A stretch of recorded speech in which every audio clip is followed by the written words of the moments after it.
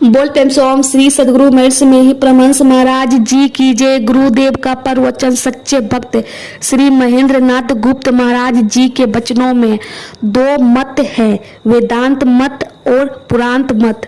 वेदांत मत में कहा गया है यह संसार धोखे की टट्टी है, यथार्थ जगत भूल है, स्वप्न की तरह है। परंतु पुराण मत या भक्ति शास्त्र कहता है कि ईश्वर की 24 तत्व बनकर विद्यमान है, भीतर बाहर उन्हीं की पूजा करो। जब तक उन्होंने मैंपन को रखा है तब तक सभी है, फिर स्वप्नवत कहने का उपाय नहीं है। नीचे आग जल रही है इसलिए बर्तन में दाल चावल और आलू उबल रहे हैं, कूद रहे हैं, मानो कह रहे हैं मैं हूँ, मैं कूद रहा हूँ। यह शरीर मानो बर्तन है, मन बुद्धि जल है, इंद्रियों के विषय मानो दाल चावल और आलू है, अहन मानो उनका अभिमान है कि मैं उबल रहा हूँ और सच्चिदानंद अग्नि है। इसलिए भक्ति शास्त्र में इस संसार को मजे की कुटिया कहा है। राम प्रसाद के गाने में है यह संसार धोखे की टट्टी है। इसलिए एक ने जवाब दिया था यह संसार मजे की कुटिया है। काली का भक्त जीवन मुक्त है, नित्यानंदमय है। भक्त देखता है जो ईश्वर है, वे ही माया बने हैं, वे ही जीव जगत बने हैं।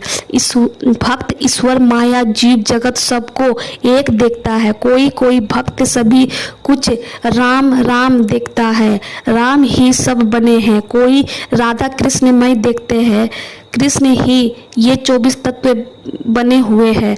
जिस प्रकार हरा चश्मा पहनने पर सभी कुछ हरा हरा दिखाई देता है, भक्ति के मत में शक्ति के प्रकाश की न्यूनाधिकता होती है। राम ही सब कुछ बने हुए हैं, परंतु कहीं पर अधिक शक्ति और कहीं पर कम है।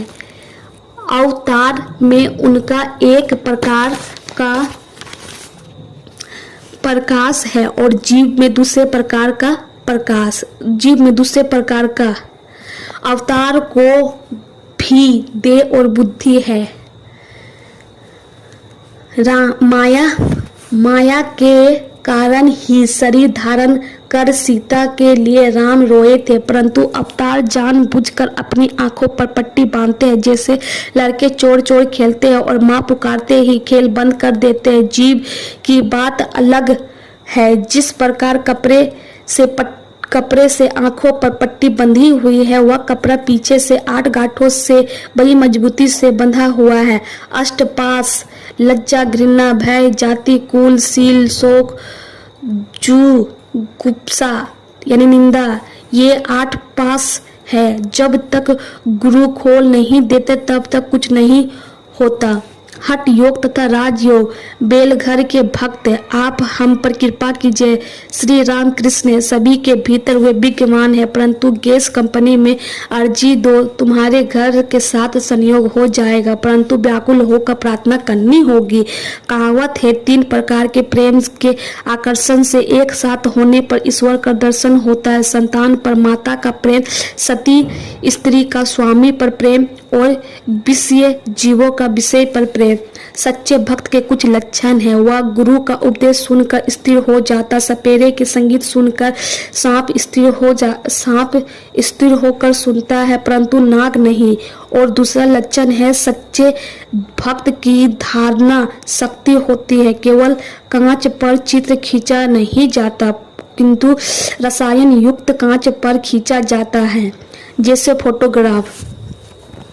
भक्ति है वह रासायनिक द्रव्य। एक लक्षण और है, सच्चे भक्त जितेंद्रिय होता है, कामजयी होता है। गोपियों में काम का संचार नहीं होता था। तुम लोग गृहस्थी में रहो ना, इससे साधन भजन में और भी सुविधा है, मानो किले में से युद्ध करना। जिस समय 100 साधन करते हैं उस समय बीच बीच में 100 मुंह खोलकर डराता है, 100 मुंह खोलकर डराता है। इसलिए भुना हुआ चावल चना रखना पड़ता है और उसके मुंह के बीच बीच में देना पड़ता है। सौ के शांत होने पर निश्चित होकर जप कर सकोगे। इसलिए घर वालों को शांत रखना चाहिए। उनके खाने पीने की व्यवस्था कर देनी पड़ती है, तब साधन भजन की सुविधा होती है। जिनका भोग अभी कुछ बाकी है वे गृहस्थी में रहकर ही ईश्वर का नाम लेंगे। नित्यानंद कहा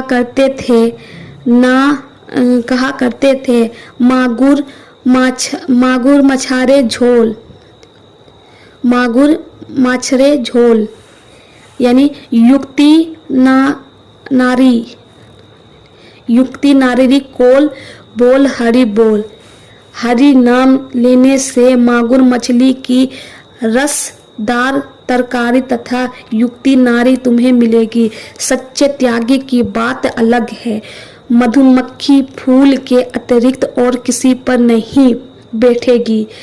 चातक की दृष्टि में सभी जल निस्वाद है। वह दूसरे किसी भी जल को नहीं पिएगी। केवल स्वाति नक्षत्र की वर्षा के लिए ही मुंह खोले रहेगा। सच्चा त्यागी अन्य कोई भी आनंद नहीं लेगा, केवल ईश्वर का आनंद। मधुमक्खी केवल फूल पर बैठती है। सच्चे त्यागी साधु मधुमक्खी की तरह होते हैं। गृही भक्त मानो साधारण मक्खियां है। मिठाई पर भी बैठती है और फिर सरे घाव पर भी। तुम लोग इतना कष्ट करके यहाँ पर आए हो, तुम ईश्वर को ढूंढते फिर रहे हो। अधिकांश लोग बगीचा देखकर ही संतुष्ट रहे। मालिक की खोज बिरले लोग ही करते हैं। जगत के सौंदर्य को ही देखते हैं, इसके मालिक को नहीं ढूंढते।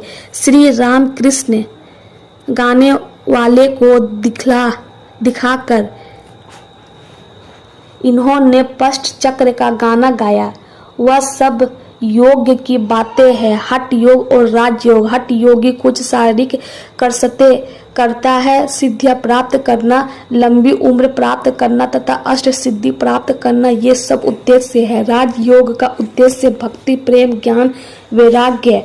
राजयोग ही अच्छा है। वेदांत की सप्तभूमि और योग शास्त्र के पष्ट चक्र आपस में बहुत कुछ मिलते जुलते हैं। वेद की प्रथम 3 भूमियां और योग शास्त्र के मूलाधार स्वाधिष्ठान तथा मणिपूर्वक चक्र एक है। इन तीनों भूमियों को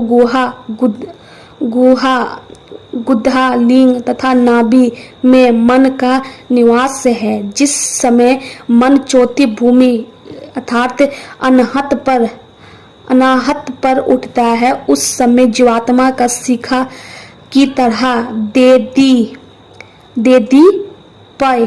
देदीपय मान रूप में दर्शन होता है और ज्योति का दर्शन होता है। साधक का उठता है, यह क्या है।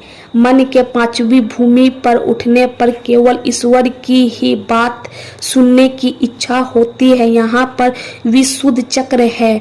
पष्ट भूमि और आज्ञा चक्र एक ही है। वहाँ पर मन के जाने से ईश्वर का दर्शन होता है, परंतु वह उसी प्रकार होता है जिस प्रकार लालटेन के भीतर रोशनी रहती है। छू नहीं सकते क्योंकि बीच में कांच रहता है। जनक राजा पंचभूमि पर से ब्रह्म ज्ञान का उपदेश देते थे। वे कभी पंचभूमि पर और कभी पष्ट भूमि पर रहते थे। पष्ट चक्र भेद के बाद सप्तम भूमि है।